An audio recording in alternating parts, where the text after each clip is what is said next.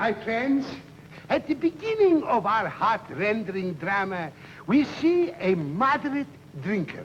Later, we watch his downfall, which results in his embarrassment and the embarrassment of his family. Ultimately, we observe his despair and his attempt to commit suicide.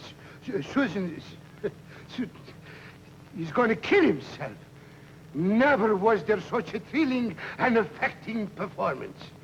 After the performance, those who wish to sign the pledge not to drink hereafter can do so at the box office. Does the dark, sinister forces receive their just reward, or is virtue crowned in everlasting glory? Wait and see. You are invited to applaud the noble characters in their portrayal, and at the same time to hiss. Oh, that was me. I thought I was getting, there was given. You can hiss the villain who plots the ruin of our heroine, as well as the worthy characters who struggle for justice. I thank you. No, not me. The man with the big mustache. That's the... Excuse me,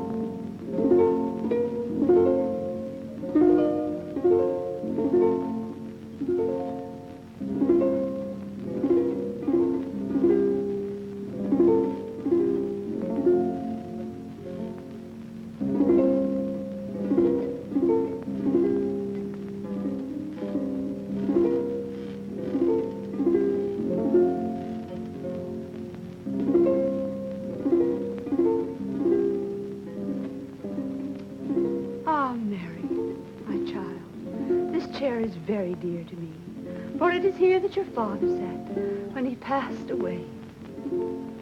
He was a good provider.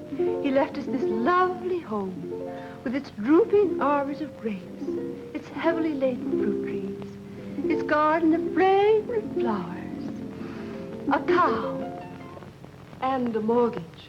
Ah, yes. 'Tis true that this cottage is very dear to us, but Father owed Mr. Middleton quite a sum of mortgage on this house. And while we haven't been bothered, it is the general belief now that Mr. Middleton is dead, his son will foreclose. If he wants the money, there is nothing we can do about it.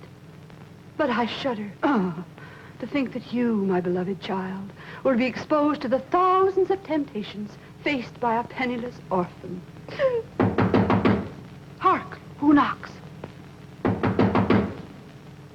Come in.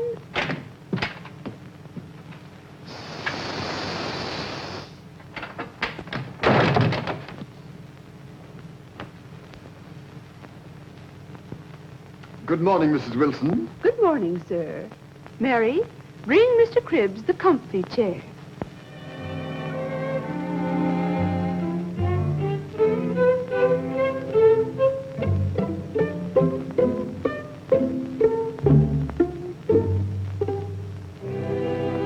Thank you, my dear young lady. So we meet once again. A sad misfortune has befallen all of us in the passing of Mr. Middleton. Many will have reason to think so, I fear. Yes, you're right. Mr. Middleton was a fine man. He was my best friend. He always took my advice. I was his lawyer. Was he not very rich? When times were good, but bad speculations, investments, and false friends took their toll, alas. Mr. Middleton was very kind to us, and in our own misfortune did not press his claims. As his lawyer, we look to you. I understand you are a man who has a sympathetic heart for the unfortunate. That is the reputation that I have. But have you any thoughts Any prospects of paying the mortgage? Then it is too true. We will have to leave our lovely cottage and garden. Well, what can I do? I pleaded with young Mr. Middleton, but he wouldn't listen. He said he needed the money. He is a young man, somewhat given to excesses, I fear. Oh, but pardon me, my dear Miss Mary. I would not call up a blush upon the cheek of modesty by mentioning the name of Edward Middleton. I remember him as a lad. He was a bright, blue-eyed boy with flaxen hair, tall for his age. Well, madam, business is business. I'm a plain man, Mrs. Wilson. Some people say that I'm too blunt, but You mean we will have to leave this cottage, sir? Not immediately, my dear young lady, but it would be well to be prepared. You impose a severe task on us, my good sir. Bear up, madam. Bear up. If I may suggest, there are ways in which Mary may earn her living in New York City. A fine, upstanding woman like your daughter may always find a profitable occupation. Think it over.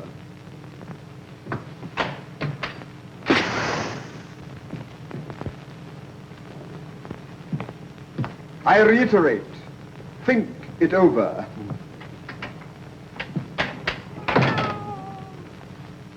Comfort, my daughter, comfort.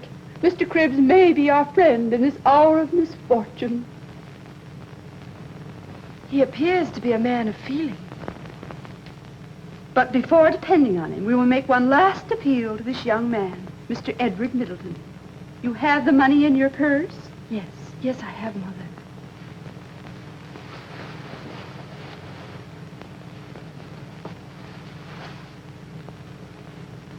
$30. The sum we saved to buy coal for this winter. This will pay part of the mortgage. When Mr. Edward Middleton sees we are trying to pay the debt, he may relent. You turn pale, Mary. What ails you? Dear Mother, it is nothing. I'll be all right. It's just that I fear to meet this young man.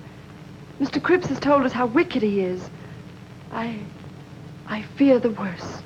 Have courage. Do not enter his house when you tell him his sad story and give him the money. Still, no matter how wild a youth may be, no gentleman ever insulted a friendless and unprotected girl. But stay in the vestibule.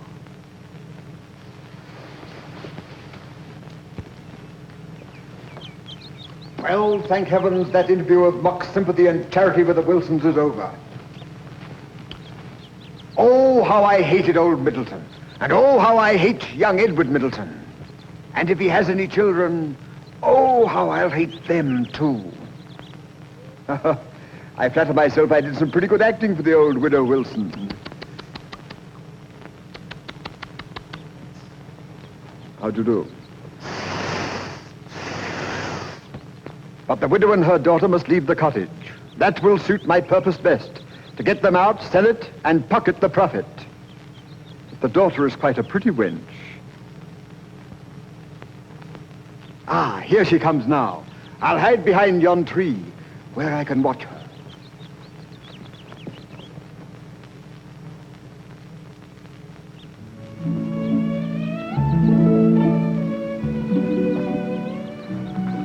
I shall soon reach Mr. Edward Middleton's mansion on yon hill.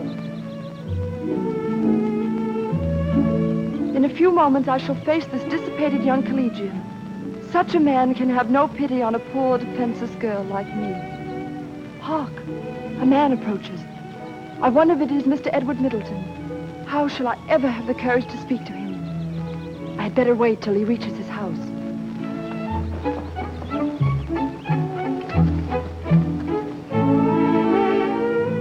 She's gone.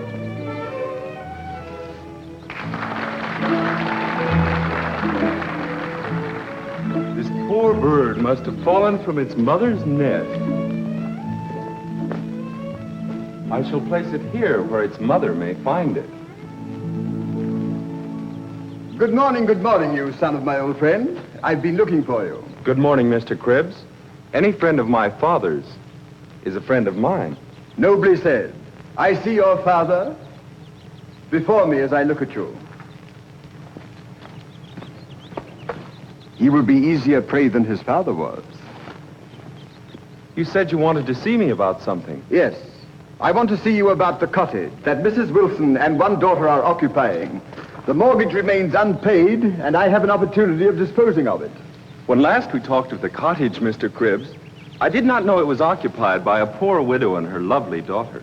Age and tears wait for no one. They have lived there for many years, and my father regarded them highly. There are places they can go. There is the poorhouse for people like that. Enough, Mr. Cribbs. I would not think of depriving them of their home. A home that is as dear to them as the apple of their eye. I would not think to send them away from the flowers they have reared. But what of the fences that are broken? What of the garden gate that's off its hinges? What of the limbs of the old birch tree broken down for firewood? And the back windows that are broken and stuffed with a black hat? Cease, Mr. Cribbs. All this has been explained to me. My very good friend William Dalton has told me the entire story. The trees were broken by idle schoolboys. As for the hat in the window, it was the hat of Mr. Wilson, deceased. It was the hat of a man. Can as much be said of yours, Mr. Cribbs? You are being very unreasonable, sir. Good day. Good day. I'm sorry I offended him.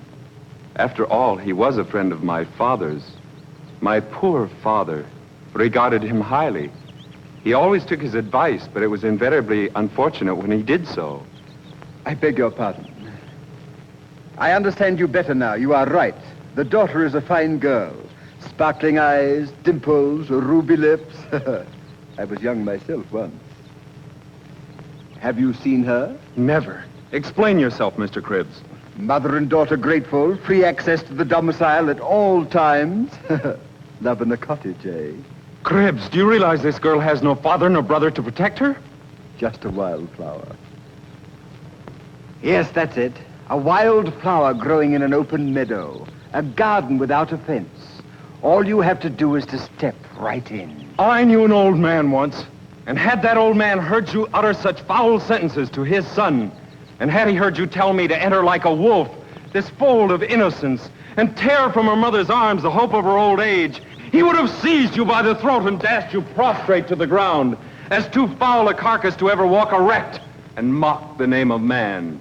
That man, sir, was my father. But Mr. Middleton, sir. Leave me. Begone. But, sir. Your hot, lascivious breath is not fit to mingle with the sweet odor of these fragrant flowers. Ah, I see you like butter. Your raven voice does not harmonize with the warblings of the birds, which sing with praise to that power that looks in horror on your brutal mind. Mr. Edward Middleton, sir.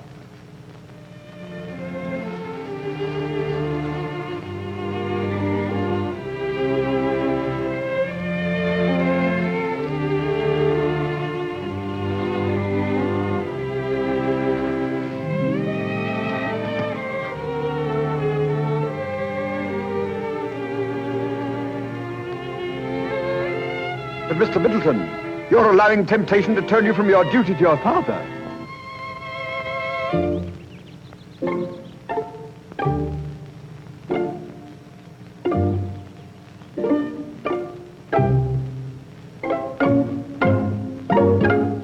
After all, business is business.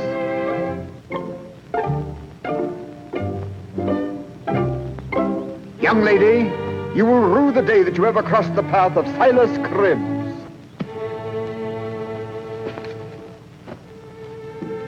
So this is the farmer's daughter. The widow's daughter, sir. And here is part of the mortgage money we owe you. My child, then you have not overheard my talk with Mr. Cribbs. I told him that you and your mother... May remain in the cottage? Oh, sir. Is that why we should withhold this money from you? It is now our double pleasure to pay you, for we recognize in you a noble benefactor. Be assured that the remainder will be paid as soon as these hands may earn it. Nay, nay, dear child. Keep it as a portion of your dowry. Oh, sir. I have spoken plainly to Cribbs. Shall I now speak plainly to you? It is not our fault that the fences are broken. When my poor father lived, it was not so. When that vile man spoke to me of your charms, I heeded him not. There are plenty of pretty girls about. But I have since discovered what I have heard before. Something that is deeper than beauty itself. The charm that Cribbs is incapable of appreciating. Your charm is of mental excellence, noble sentiment, and purity. These are the beauties that render you conspicuous above all the maidens I have seen. These are the charms that make captives of men. I speak plainly, but I speak honestly. When I speak of your keeping this money as a portion of your dowry, need I say into whose hands I would like to have it fall? To affect not to understand you, sir, would be an idle return for such kindness as yours. I sometimes walk in the vicinity of your cottage, and... Should you pass by and not stop, then... Then what, dear Mary? I should think that you had forgotten where we live. Little did I think that dear cottage contained such a precious jewel.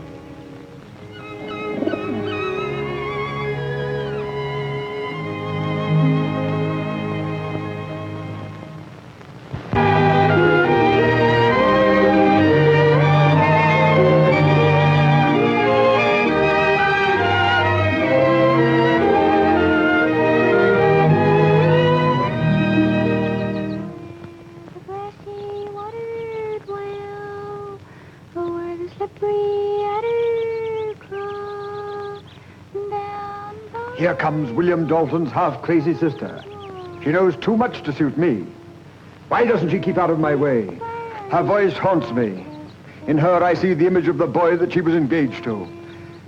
Little does she know that it was because of me that he died in a drunken stupor. And that because of that, she became lightheaded.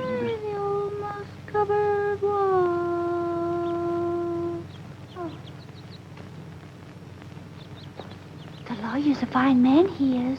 Aha. He lives in the brick house yonder. But there's the will. Uh-oh. Ah, yes, the will. Uh-oh. Go home, Hazel, go home. Edward and Mary will be wed today. Can you tell me why they always weep at weddings? Is it for joy? I used to weep when I was joyful. But my wedding dress is all mildewed. So we had to put the wedding off until another day.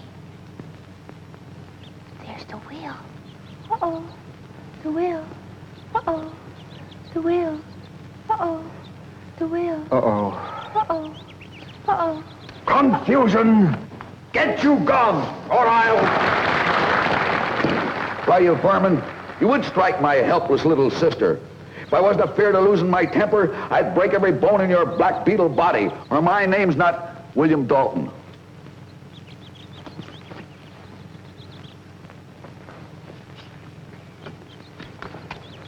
You will rue this day, William Dalton. This is a plain case of assault and battery. I'll have you put behind gray stone walls. You'll put me behind gray stone walls.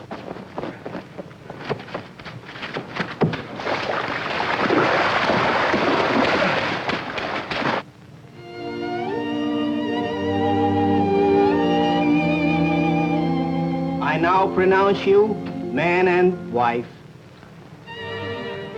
Go ahead, kiss her. You're married now, you know. May I? Edward. A toast to the bride.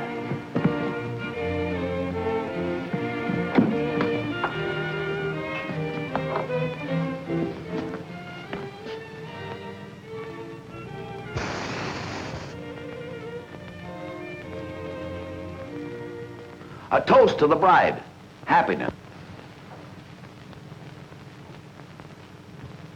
I hope this ain't got a kick in it.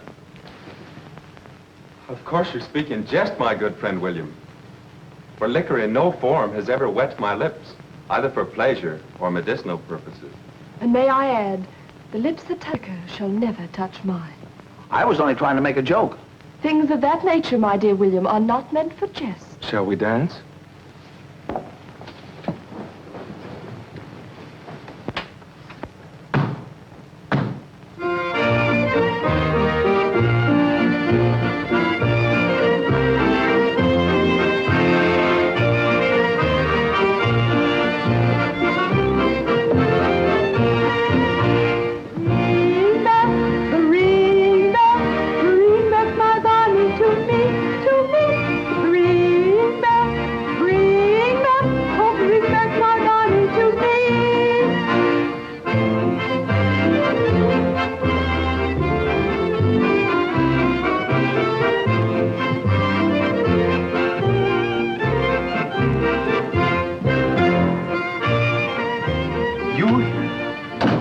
did not know you had an invitation.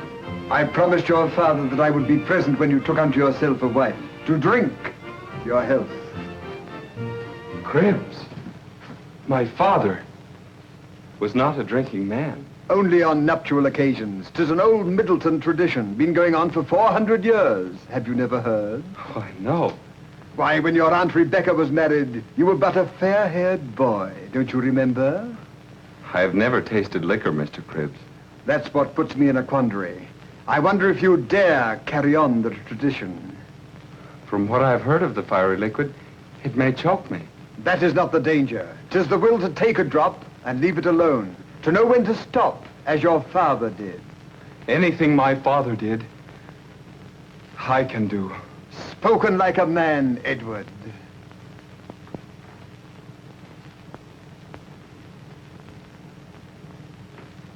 Are you sure this is a Middleton tradition? On my honor.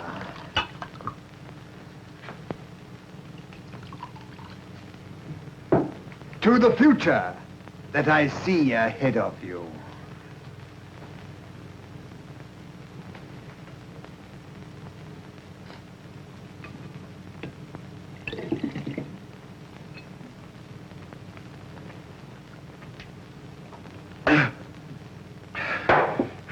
There, I did it. Edward, you are a man. But do not take another. That is where the danger lies. Cribbs, my friend, you're positively insulting. Do you think that I, a man of integrity, honor, and social position, would allow a bottle to dominate my very existence? Watch.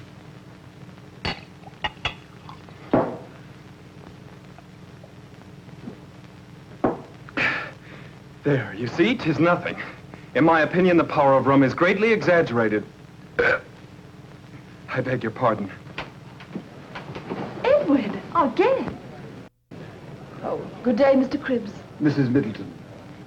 What is that odor? I spilled the vinegar, dear. First a drink, and then a lie. Progress. Progress. From Cousin Lucy. Oh, Edward. Edward. Edward, you've been drinking. A lie, 'tis false. The cursed stuff is running through my veins, controls my tongue, makes me say things. And how should you know about it? To know the taste of liquor, and on lips. Mother, you kiss him. Tell me that I am wrong. Brandy. Rum. And what matter? I am a man, and my father drank before me on nuptial occasions. Edward, don't raise your voice to me. If you have fallen, I will raise you up. I have not fallen. I am standing in the full force of my manhood, erect. Edward, this is not you talking. It's John Barleycorn. When you have reached your senses, you will find room. Edward, control yourself. You are in no condition to enter the chamber of the bride.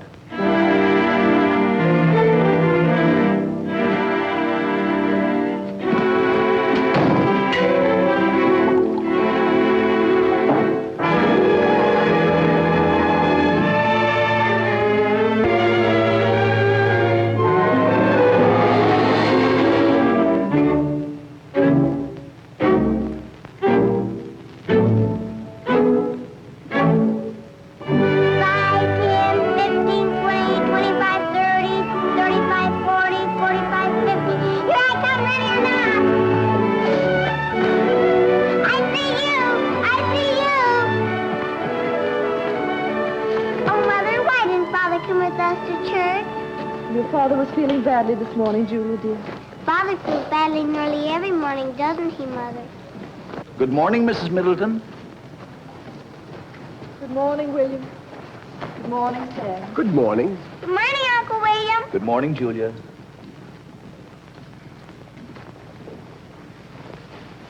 Seen anything of Edward Middleton lately?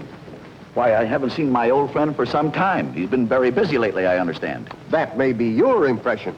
What do you mean? He ain't spending all his time at the tavern for nothing.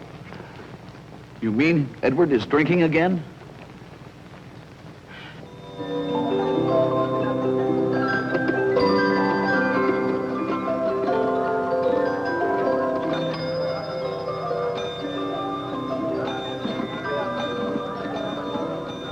brandy, landlord.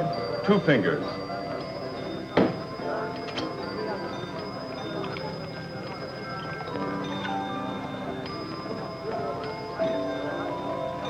Another glass.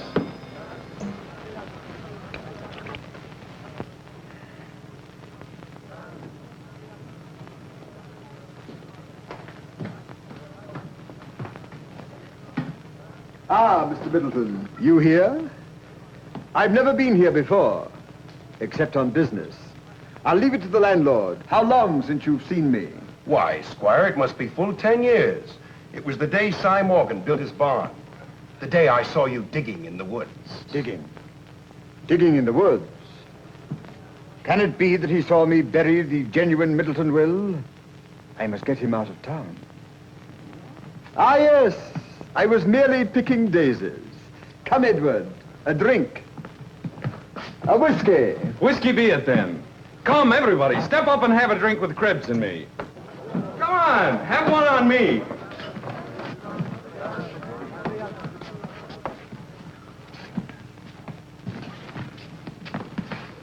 Why don't you join us? Don't be a snob. I drink when I'm dry, and what I drink, I pay for. Well, you needn't be impertinent.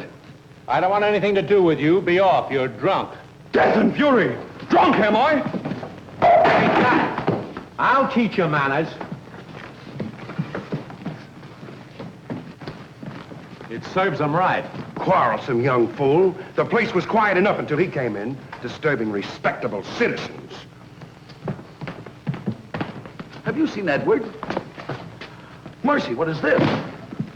Blood. Blood on his forehead. Edward. Edward, speak to me. Say something. Oh, his poor wife. And poor old sick Mrs. Wilson. What is the matter? Where am I? Edward, don't you know me? It's I, William.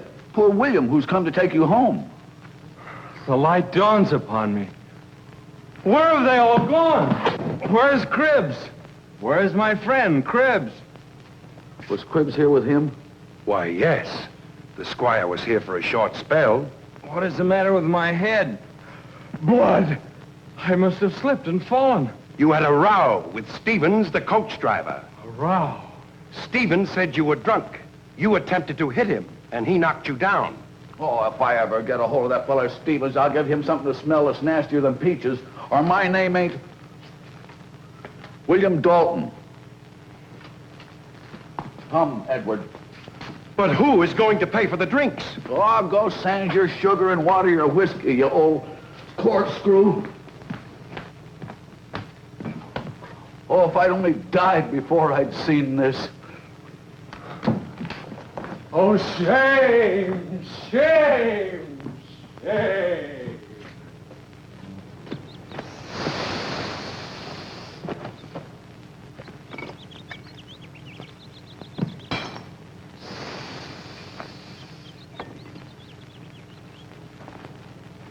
So far, my scheme is working admirably. I know Edward's weakness. He will not stop short of madness or oblivion. However, I fear his wife. She has too much influence over him. Hark, someone approaches. It is Edward Middleton.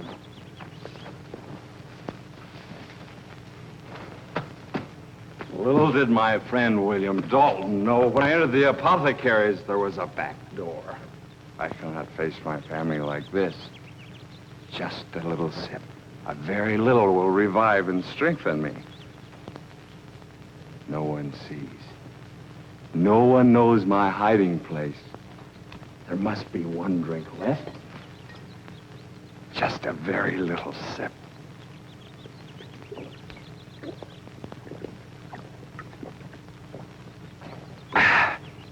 It's better. The arch cunning of a drunkard. Glorious liquor. Why did I rail against thee? I can face them now. Why, Edward, what means this? Tempter, be gone. Do not pretend your ignorance. Were you not there when that vile fray occurred? Did you not desert me? As a living man, I know not what you mean. 'Twas business that called me away. I left you jovial and merry with your friends. Friends. The drunkard's friends. Yes, you may be speaking the truth. My brain wanders. I shall go home. Ah, misery, would I were dead. Oh, pooh-pooh, misery. Wish you were dead. Why, your cottage is worth at least $500. Only yesterday, Farmer Anton asked me how much could be bought for. Bought for? Cribs. Sorry, it was merely a suggestion. Do you see that smoke curling up amongst the trees? It was the very day I was born that cottage was first inhabited. Do you know who lives there now? Yes, you. Where are you going? Home. Home to my sorrowing wife, to her dying mother, to my unfortunate child. Ah, no, you must not go home thusly. Come to my house, and I will give you a little something that will cheer you up. Well, I... Do you distrust me? I wonder. You know that I'm your best friend. Well, just this once.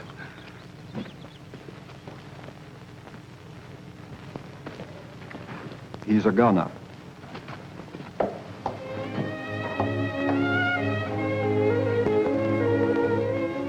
My mother will never survive the night, and Edward has not yet returned home. And when he does come, how will he be? Alas, alas, my dear lost husband. Oh, it is all too horrible. If I could only reach that great philanthropist, Frederick Healy, he might save him.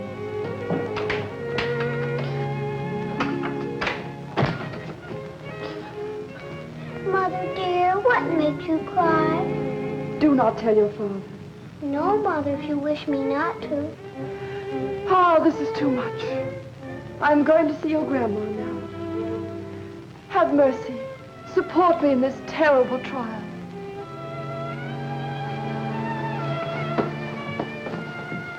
Poor dear Mother. I didn't tell Mother, but I think Father takes too much medicine. How is Grandma, Mother? Near the end of her earthly troubles, she lies in broken slumber. But little Julie must not be Frighttened. I'm not frightened, Mother. My intuition tells me Edward has been drinking. What is that?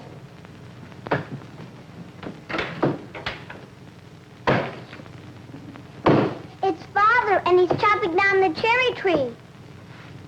Julia, darling, how does he look?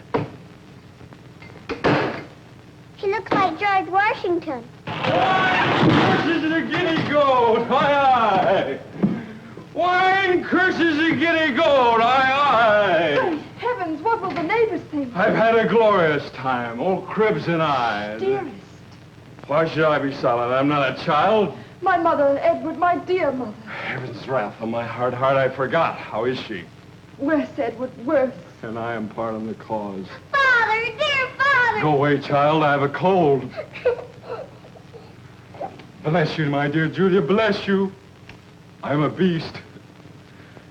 Mary, remember the cherry tree by the arbor? Yes, Edward, I do. Well, I slipped against it as I passed by. My father planted it when I was just a boy. It has grown with my growth. Just now I seized an axe and chopped it to the ground. Why should it flourish when I am lost forever? Why should it lift its head to heaven when I am prostrate? Mother.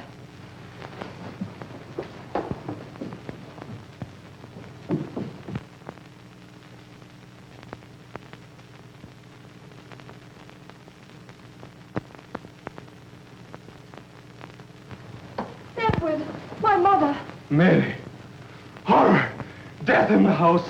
And I am the cause. No, Father, no! I cannot bear this. Let me fly from here. Edward, dear Edward, do not leave me. I will work, slave, anything. But don't abandon me in misery. Don't desert your child and me, husband. Call me not your husband. Curse me as your destroyer. Loose me. Leave me. Madness is my strength. My brain is liquid flame.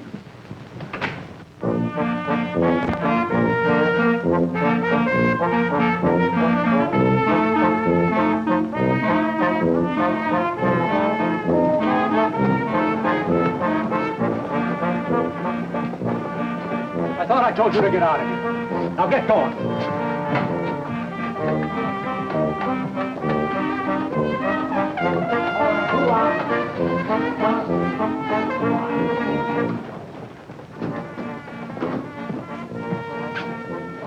I wonder where that worthless vagrant could have wandered to.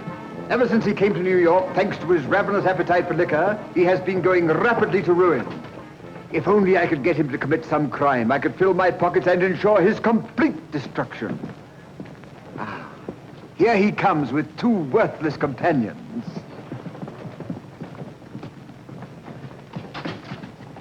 Caution, caution. My last cent is gone. I need a drink. You wait here a spell. Joe and I'll take a turn down to Cross Street. We'll get some money somewhere. Well, be quick then. This burning thirst consumes me. Me too. Come on, Joe. Ah, Edward, fancy seeing you here. Yes, Cribs, what there is left of me. Oh, I don't think you've changed much, although you might be better for a stitch or two at the elbows. Not much privacy here, is there? I hardly dare to ask if you have seen them. Your wife and child? Oh, they're very well. Very well.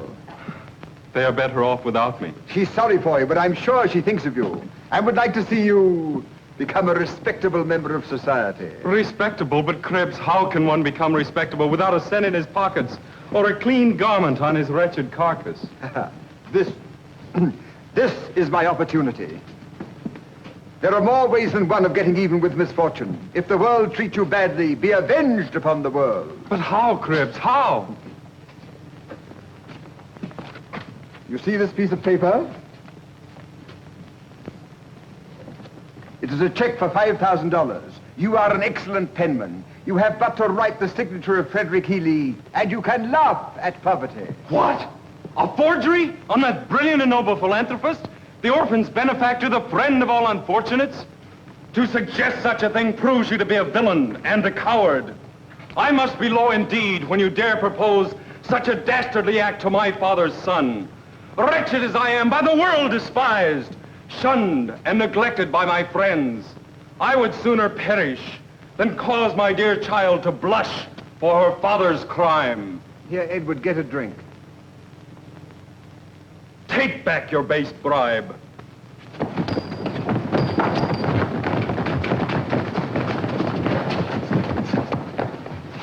So you spurn my silver. You'll think better of it when you're starving.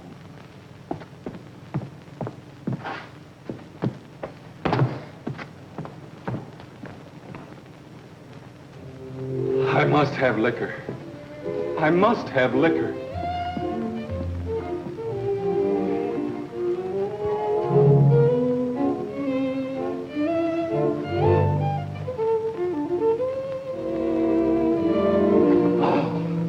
A handkerchief. It will bring a drink or two.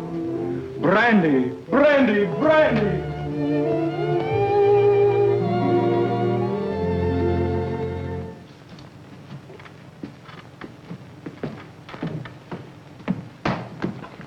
Mr. Healy, please help me find my friend Edward Middleton. Let me have a little blow, please. Oh, gin, gin. I know you've rescued scores of men from the demon rum. A little blow, please. Oh, nurse! Don't light any matches around here. Blow, please, blow. Oh, Jamaica rum, 10 years old. I knew it right away. How did you have to take up drinking, my good man? Don't fall down now. You'll be all right. Shall we find those railroad bonds? No. Don't. You know railroad bonds are no good now. They're no good at all. Railroad bonds. You want stuff? Go lie down. Mr. Healy? someplace, will you? Don't bother me. McGillicuddy, sir. Bourbon. Oh, huh? Right. How long? 3 weeks. 3 weeks. McGill? Why, Mr. Healy, you're giving him liquor. Well, I always do. I give them for the first 6 weeks. They never drink after that. Never. We use an awful lot of liquor around here, haven't we? Here, hold that, please.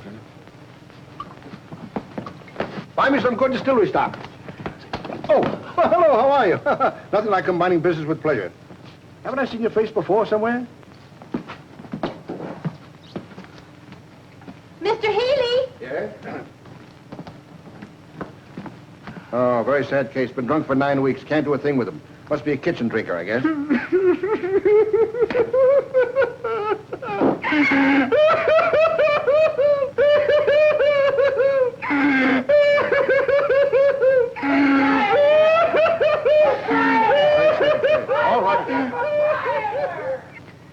What about my friend, Mr. Middleton, if I find him? All right, Mr. Eagle, give him a number. Thank you, sir, thank you. Oh, think nothing of it. If you take a drink too freely, try the cure of Frederick Healy. Don't worry, I'll take care of everything. Bless you, sir.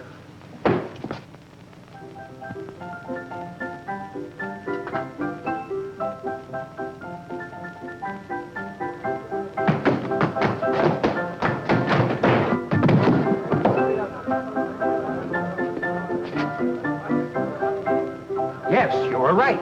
He does appear intoxicated. Come on, let's get going.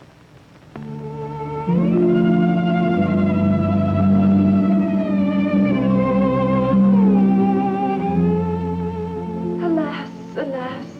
It is so very cold here in New York. I am almost faint with hunger and heart-weary with wretchedness. 1 o'clock, and I'm not nearly done with my work. I promise to have the sweater finished by 8 o'clock tomorrow morning. And then, my child, I will get 50 cents for my work, and you shall have food. Oh, dear Mother, I am so cold.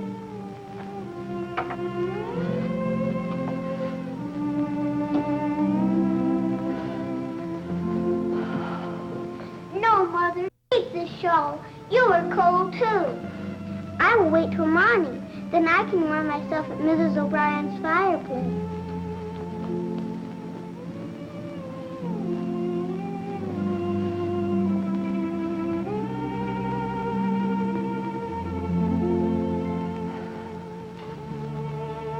Alas, where is he on a night like this? In vain have I looked for him. Where is my poor, wretched husband? I am hungry, so terribly hungry. In the morning I will have money. No, my child will wake and find her bread gone. I will not rob my darling. Dear Mother, take this shawl. You are cold. Heaven be praised that I did not eat that bread. $2 and all's well.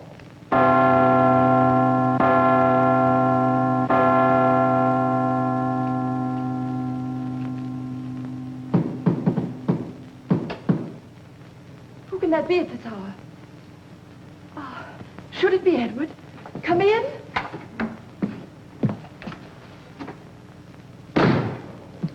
Pardon my intrusion at this untimely hour, Mrs. Middleton, but friends are welcome at all times and seasons, eh? So you persist in remaining in these miserable quarters? You know very well my reason for staying. Have you brought tidings of Edward? I repeat that your accommodations are not of the best. Where would you have me go? You know very well I cannot return to the village until I find Edward. What a strange infatuation. What do you mean? I mean that there are plenty of women not so respectable who are willing to receive the attentions of wild young men like him. You dare speak thusly of that child's father. Shh. Do not awaken her. These things exist when there are wantons of one sex and drunkards of another. Sir! You slander my husband. This cannot be. Though he may be poor, forsaken, reviled, and friendless, I shall continue to respect and love him. You are very proud, considering all circumstances. But come, my dear, I forgive you. I like you when you show a little spirit. You are young and beautiful, and your husband is not worthy of your trust. I am rich, and I have a real affection for you. Come with me. You wretch! Ha! You have proven yourself to be a slanderer to effect your own vile purpose. My dear, come now, me proud beauty. Aha! At last I have you in my power, helpless and alone. Help! Help! Just in the nick of time. Well, Squire, what'd you take for your rotten carcass? I'm a notion to play Yankee Doodle on your britches. Be off, you vermin, before I come at you like a steam engine. Chuck-a-chuck, chuck-a-chuck, chuck-a-chuck, and give you a good paddling. I'll be revenged if there's law or justice. Begone!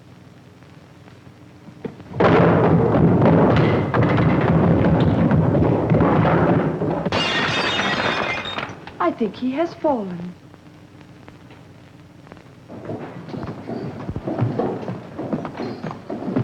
Well, I'm not drunk, I tell you. Oh, tell it to the judge. You were drunk last night. We had time to sober up. Say you don't want a bad pipe, I don't want that one. Well, what kind of pie you want? Well, I think I got the just que peut boire pie. Good officer. Luce, my friend. He is a noble character. Oh, this would be a terrible blow to my noble father. Tarry, officer, and let me plead in behalf of the friend of my boyhood. Will you get out of my way? I haven't got time to fool around with you. Come on. Come on, let's get out of here. Please. No. Well, how you like a blueberry pie? Please. No. put it right there. All right. Listen, officer. No! You're going down for work. You must listen to reason. There's no... Dare I? Durst I? If you don't...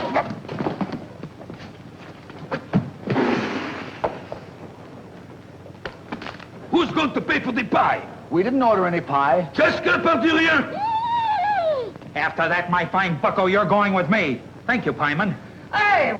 What's this? Hey, listen, what about my blueberry pie? It fell through it at the policeman, but you're going to pay for it. I'm going to pay for it. You bet. I will not. You are so. What happened, Jim? I got hit with a pie. Yes, you will. Why,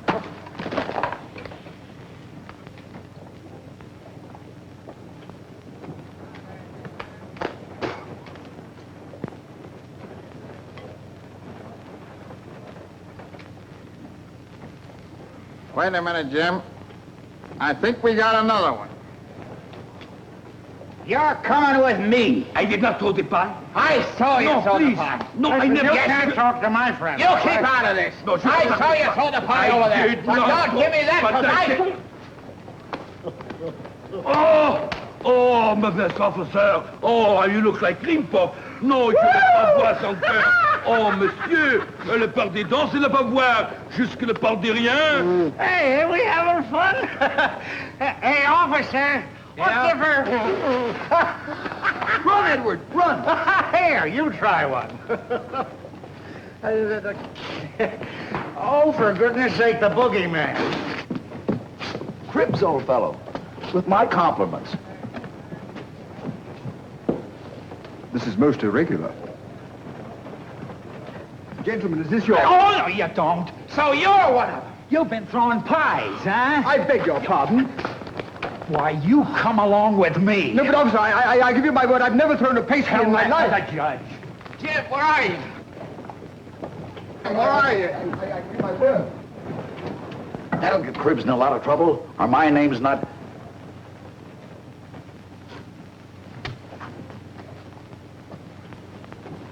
William Dalton. Listen, when do I get my pie? Your pie. Yes. You want quick service, eh? Sure. You have it now. I asked for blueberry.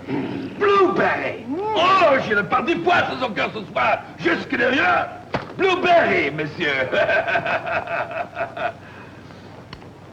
That is raspberry. Raspberry!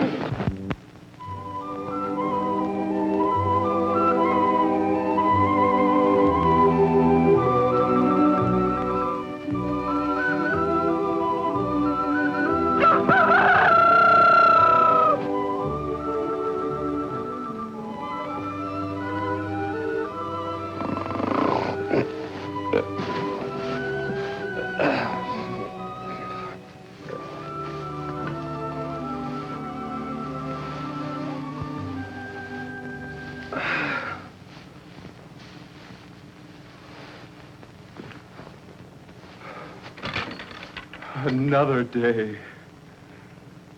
What shall I do in daylight? I am out of sight when it is dark. Oh, for something to drink. I am not so ashamed when I am drunk. Heavens Heavens, how I tremble. Brandy, brandy! Take them away, those snakes! How strong they are. Do not kill them. Give them brandy. Poison them with rum. That will be a just punishment. Justice. Hush. Now all is quiet. Morning, girl. 'Tis a beautiful day. Oh, yes, balmy, quite balmy. This reminds me of the time I... What's the matter? Nothing. Nothing. As I was saying, this... What do you see? What do you see? Rats. Rats? Why, there's no rat. Oh, I think I saw one. Feed them rum. What did you say? Give the snakes rum. Feed them rum. There, that's it. It is no crime to purloin eternal sleep from the chemist. Now for the powerful conqueror of all earthly troubles, death. Stop, man. Don't do anything without logic. Why, this looks like poison. Smells like poison. It tastes like poison, too.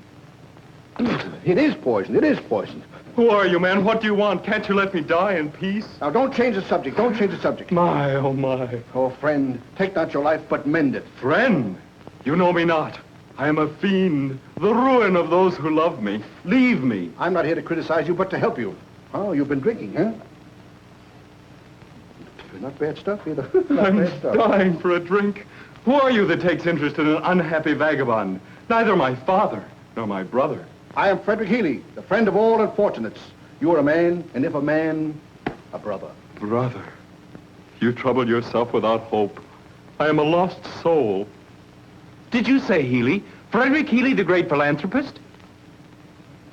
Of what use can I be to you? A derelict. The shell of what was once Edward Middleton. Edward Middleton, 888. Aha. I think I can become of some assistance to you and help restore you to your spot in society from which you have slid. Not bad, huh? For he who helps a fallen brother from the depths is greater than the hero who conquers the world. Merciful heavens, my mother's dying words. I administer the pledge of sobriety to those who would once more become pillars of society. That picture is too bright. It cannot be. You're looking at a man who for 20 years was addicted to the curse of drink. Indeed? No, it is too late. It is not too late. I will restore you to the bosom of your family and make a man of you. Here, sit down. Sit down here and sign this. Here.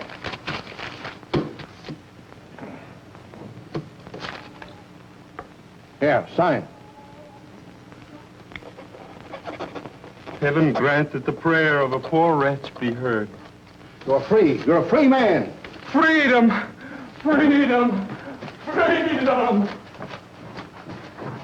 Oh, here. Thank you very much, Posse. Thank you. I'll send this down to headquarters right away. Thank you.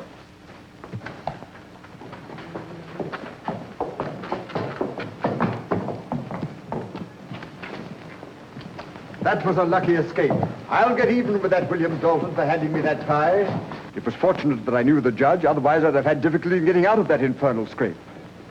And now, for my design on Frederick Healy and company. I think there can be no detection. The signature is perfect. I'll get some well-dressed boy to deliver this check and receive the money. And then I'll be off to the far west, or England. Edward Middleton will receive full blame for this forgery. And how? Cripps is a clever fellow.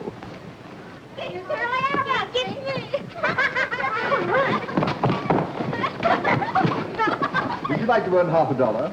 With pleasure, sir. It's honest. Of course. Honestly. I doubt that if he rows in his boat. I have to meet a gentleman precisely at this hour on business at the Pearl Street house. Now go to the Mechanics' Bank for me and present this check. The teller will give you the money. Then come back quickly and I will reward you with a silver dollar. Silver dollar.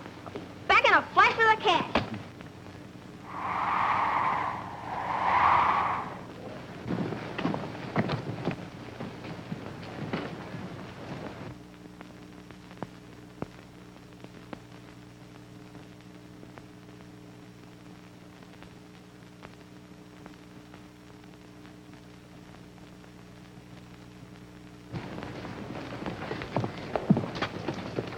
Have you been following me? Guess I have. Confusion. I understand you've been looking at some timetables. Do you intend to take a vacation? Why don't you mind your own business? I think I will.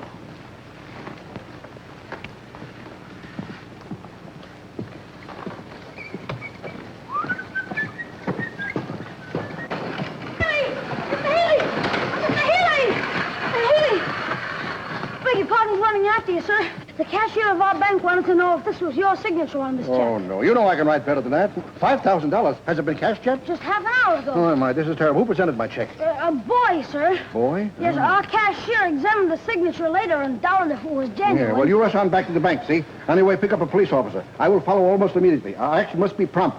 And do not fear the results because I found a horseshoe. Ah, my good friend William. Edward Middleton's been asking for you. Oh, thank you, sir. Where is he? Who? Oh, Edward. Well, he's living at my house while his home is being prepared for his return to the village. Oh, thank heaven. Well, I must be going. Well, you seem alarmed about something. I'm not alarmed about anything. Yes, I am alarmed.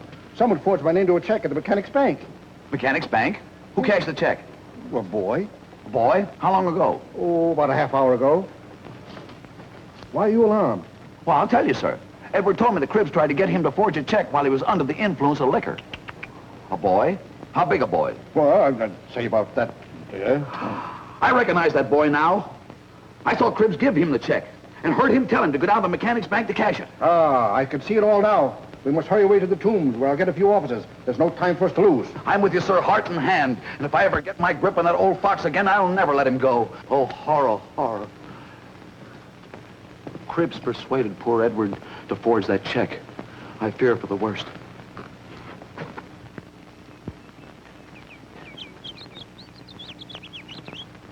Get up.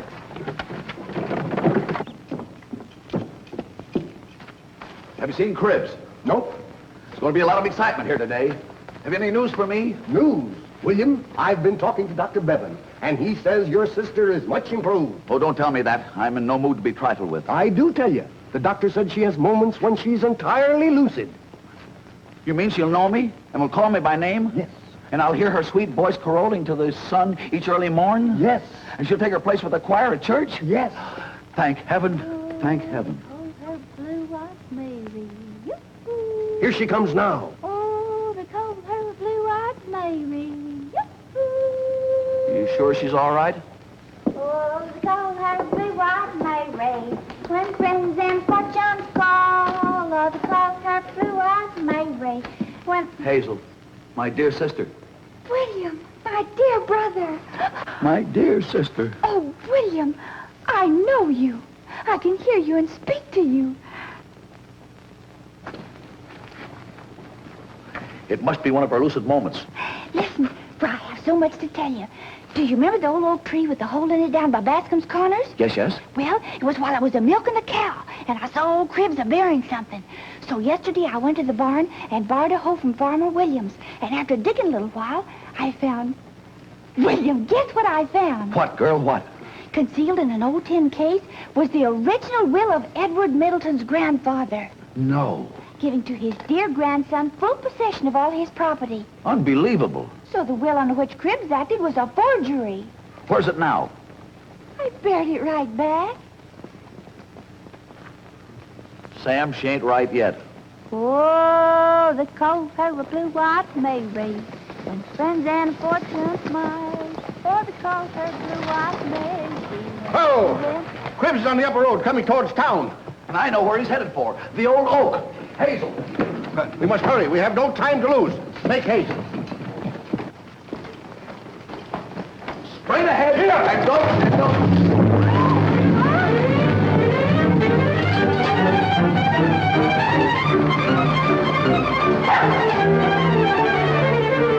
Whoa! All right, boys, keep out of sight. Hide the horse and carriage.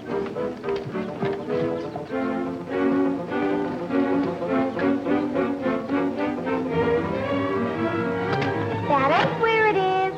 Where is it? Yes. Hazel. Here. What? Move.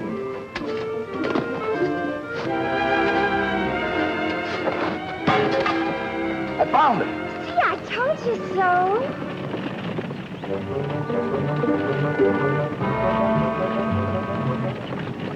He's coming round the mountain. When he comes, oh, is he coming around the mountain? When he comes.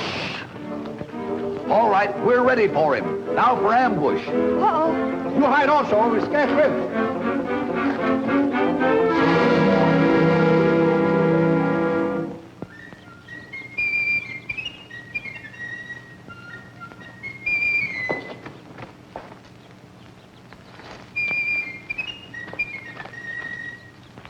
I tied the horse and buggy at the crossroads. All is safe. I am certain that no one has observed it. What would you like to bet? I beg your pardon? What would you like to bet?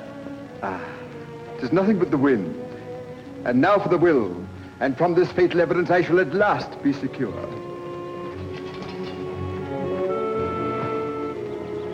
Powers of mischief. The earth is freshly turned. The will has gone. Oh, the wind has gone, the bird has flown, the rightful heir has got his own. Boom.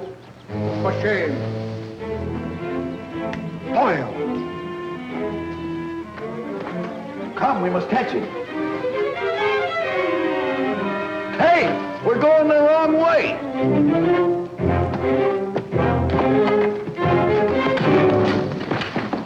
Forward, men. We can't let him escape. Yeah, enough of this buffoonery. Let's go. Come.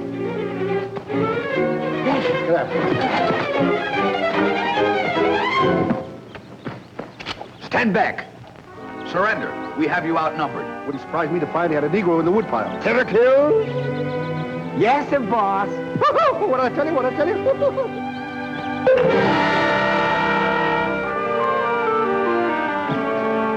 Woo-hoo. Give me the will, whoever has it. Here it is, and you're not going to get it, you nasty man. Yeah.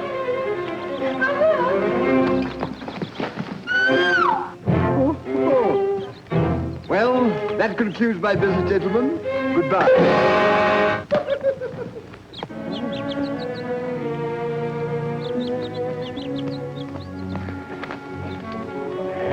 Unhappy wretch. Why did you do it? Revenge and a want of more money. With my heart's deepest, blackest feeling, I hated Edward Middleton's father. In early life, he detected me in an act of vile atrocity. And since that time, I have hated him with a feeling that has existed even beyond the grave, descending to his noble son. What about the check? Yes. It was I who forged that. Clever of me, wasn't it? Oh, heaven forgive me for ever thinking it was Edward. By cunning means, which we would call hypocrisy, I wormed myself into the favor of the old grandfather who, on his dying bed, delivered into my hands all his papers. I forged a new will, and I won't say another word until I see my lawyer. Oh, come. Repentance is good for the soul. No, I lived a villain, and a villain I will die. Officers, do your duty.